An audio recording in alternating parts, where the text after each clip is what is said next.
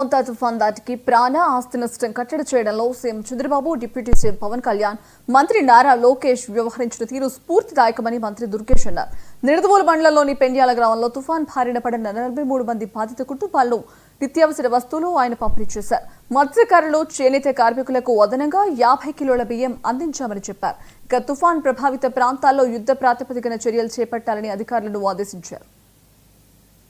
తెలియజేయాల్సింది మన ప్రభుత్వ యంత్రాంగం, ఆర్డీఓ గారు కానీ, ఎంఆర్ఓ గారు కానీ, ఎండిఓ గారు కానీ, ఇతర అధికారులు కానీ, కలెక్టర్ శ్రీమతి కీర్తి గారి నేతృత్వంలో అద్భుతమైనటువంటి కార్యక్రమాలు నిర్వహించి మెందా తుఫాను యొక్క ప్రభావాన్ని తక్కువ చేయడానికి వారు చేసిన కృషికి మనందరి తరఫున కూడా ప్రత్యేకమైనటువంటి అభినందనలు తెలియజేయాలి చప్పట్ల రూపంలో.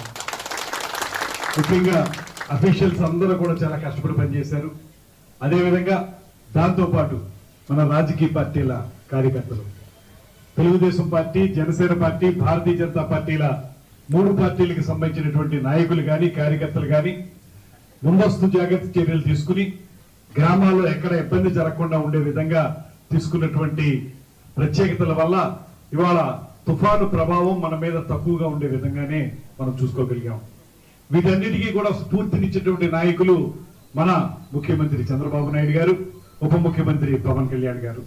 వారిద్దరూ అనుక్షణం కూడా అందరికీ కూడా తెలియజేస్తూ ఏ రకమైన ముందస్తు చర్యలు తీసుకోవాలనేటువంటి అంశం మీద వారు ఇచ్చినటువంటి సూచనల మేరకు అధికార యంత్రాంగం అంతా కూడా కష్టపడి పనిచేసి, దాంతో పాటు రాజకీయ నాయకత్వం కూడా బాగా పనిచేయడం వల్ల ఇవాళ తుఫాను తీవ్రతను తగ్గించుకునేటువంటి పరిస్థితుల్లో మనం ఉన్నామనేటువంటి మాటని మీ అందరికీ